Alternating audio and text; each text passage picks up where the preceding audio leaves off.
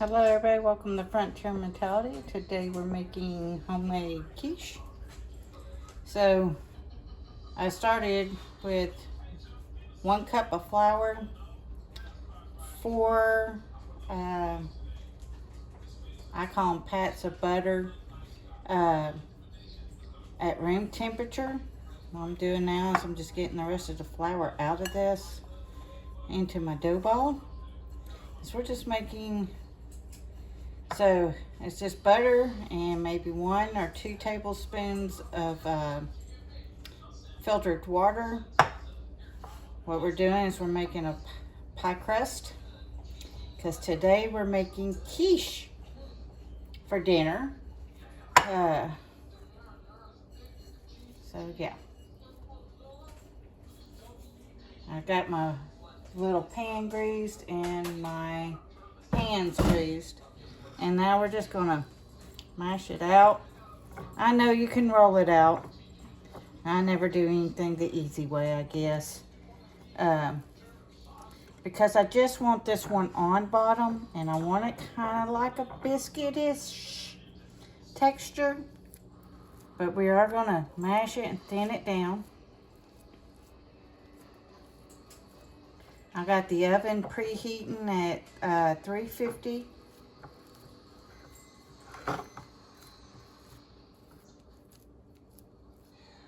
degrees. It is a rainy, cold morning here.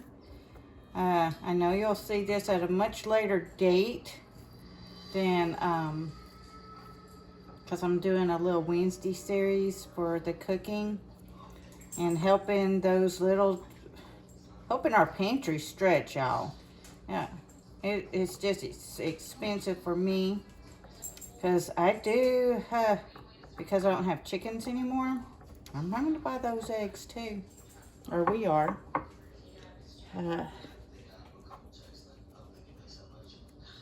Okay, you see, I got it flattened in there nicely. So we're gonna come over here, and I'm gonna,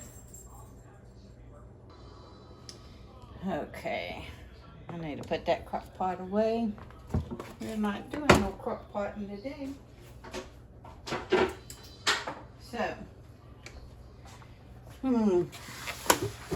I have mushrooms pulled out.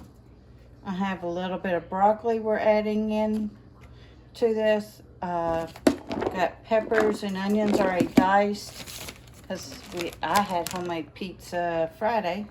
And then the mozzarella. And this is fully cooked turkey sausage.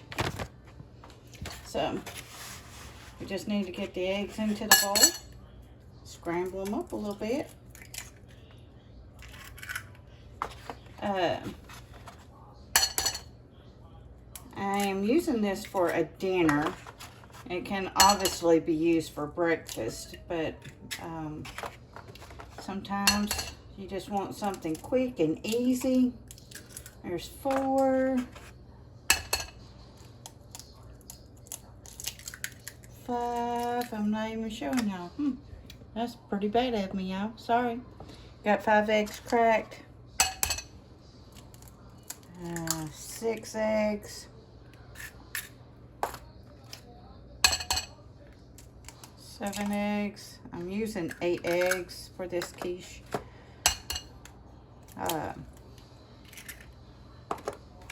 And then, let's see, where is it? There it is. I'm going to add a little Italian seasoning into it. I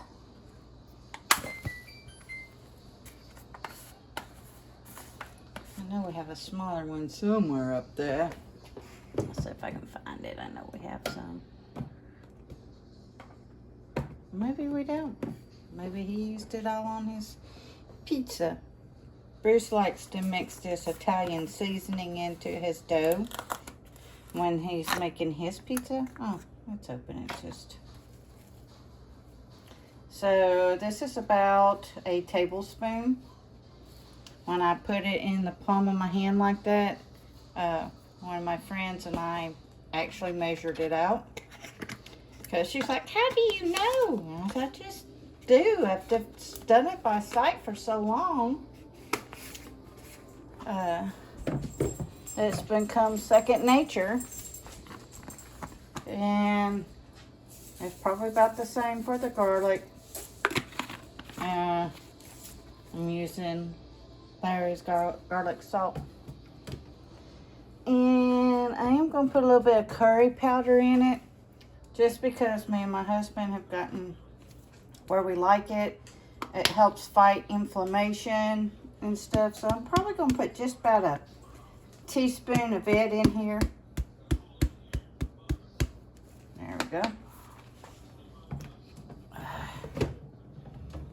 And then I'm just going to lightly whisk these eggs up. Oh, I forgot something, but I'll get it. Because it can be edited in a minute.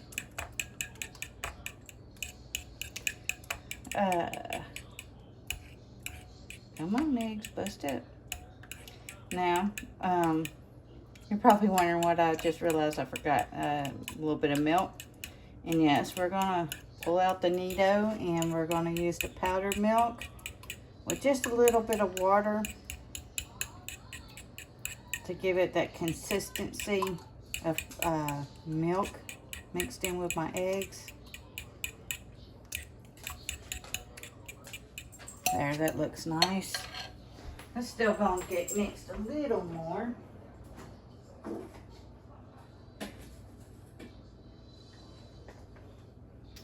And this is 1.5 ounces of the Nido milk.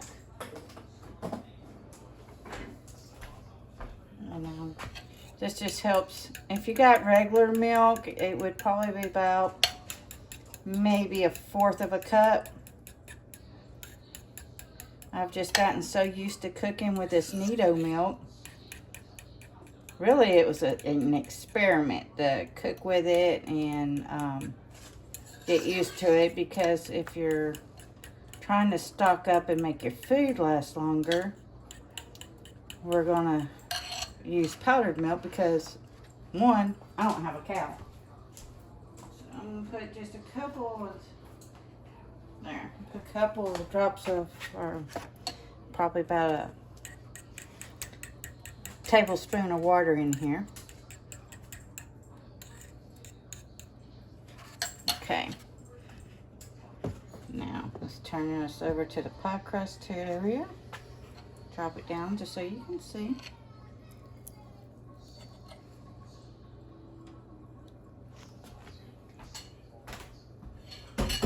Sink. Put that over there. I'm going to use scissors on this just to make them a little uniformish. So just cutting some broccoli up. And yes, I do put the little stalks of the broccoli into it as well. Because it's all edible and we need to make all of our food stretch.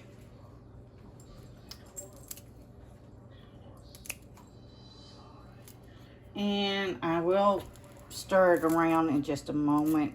I'm just getting it in there. Now, Bruce could take some of this to work for his breakfast in the morning instead of eating out. Or I know he takes a lot of oatmeal to work. And then we're gonna, got some, I don't know what kind of mushrooms. They're just white little mushrooms. So we're just going to put a couple in here. If you don't like mushrooms, leave mushrooms out. If you don't like broccoli, leave the broccoli out. You get to make the quiche how you want it. That's what's so good about cooking. You can always do it to your flavors, to your desires, to your wants, to make it taste the way you need it to. Okay, and now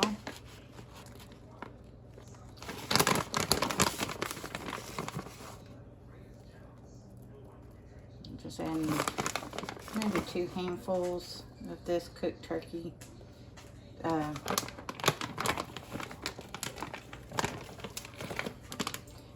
Jimmy Dean's fully cooked turkey sausage. And these are bell peppers from our garden. The onions are from the store. It's kind of like a garden salad in a bowl.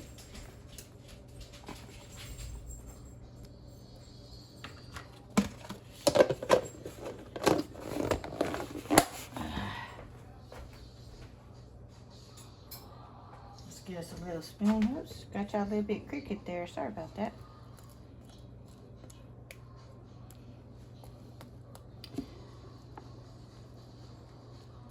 Kind of stir it around, make sure it's all dunked under the eggs there.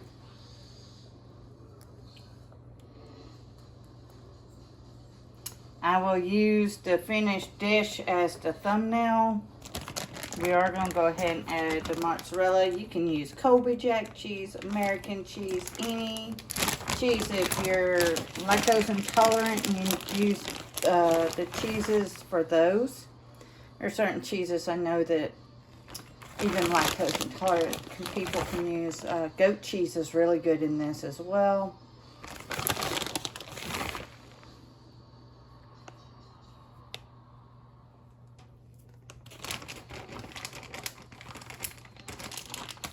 And I'm going to put just a dash of the garlic salt back on top.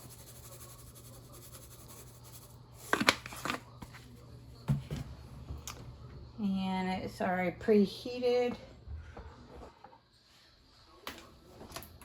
So in the oven she goes. And if I'm not mistaken, it's 35 minutes to 40 minutes for a quiche to be in the oven. So we're going to start it at 35 timer. And like I said, your thumbnail will be the finished product.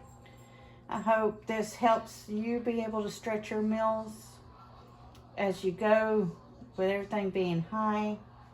That's it. That's a whole meal, one dish, pan, voila.